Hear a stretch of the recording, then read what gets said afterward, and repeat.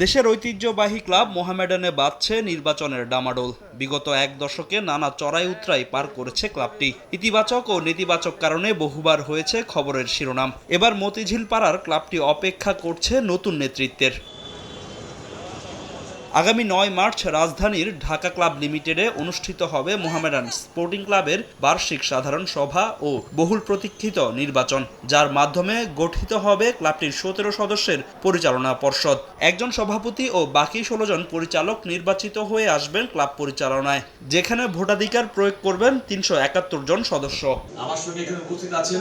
সবশেষ ২০২১ সালের ৬ মার্চ ক্লাবটিতে আয়োজিত হয়েছিল নির্বাচন। নিয়ম অনুযায়ী ২ বছর পর পর নির্বাচন অনুষ্ঠান হওয়ার কথা থাকলেও তা না হওয়ায় আইনি জটিলতায় পড়ে যায় ক্লাবের নির্বাচন। অবশেষে কেটে গেছে সেই শঙ্কা। মোহামেডান স্পোর্টিং ক্লাব একটা লিমিটেড কোম্পানি এবং কোম্পানি আইনে আপনারা জানেন যে নির্ধারিত সময়ের মধ্যে কোনো কারণে বার্ষিক সাধারণ সভা অতিবাহিত না হতে পারলে আইনি প্রক্রিয়া আদালতের কাছ থেকে অনুমতি প্রার্থনা করতে হয়। আদালতের সর্বশেষ যে রায়, আমরা সেটি বিবেচনায় নিয়েই নির্বাচন কমিশনের পক্ষ থেকে মোহামেডান স্পোর্টিং ক্লাবের যে নির্বাচন বার্ষিক সাধারণ সভা, সেটা আমরা শিডিউল তফসিল ঘোষণা করেছি।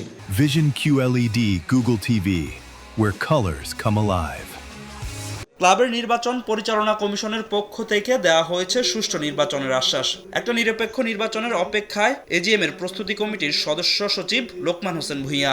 যেভাবে সুন্দরভাবে নির্বাচন হয় সেভাবে আমরা সব রকম দৃষ্টি আমাদের আছে। আমরা এবার যে কমিটি করব সেই কমিটি মোহামেডান ক্লাবকে অনেক উপরে নিয়ে যেতে পারবে। নির্বাচন সংক্রান্ত তফসিল ঘোষণা এবং সে সম্পর্কে আমাদের যে প্রতিশ্রুতি এবং কমিটমেন্ট, এটা ফ্রি, ফেয়ার, ক্রেডিবল ইলেকশন করা এবং দীর্ঘদিন পরে মোহামেডান স্পোর্টিং ক্লাব ঘিরে বাংলাদেশের নতুন রাজনৈতিক বাস্তবতায় সবার প্রত্যাশার জায়গা থেকে আমরা মনে করি যে সমস্ত সদস্যরা তাদের ভোটাধিকার প্রয়োগ করবেন।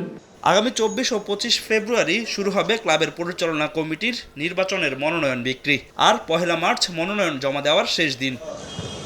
ফাহিম ইসলাম, সময় সংবাদ, ঢাকা।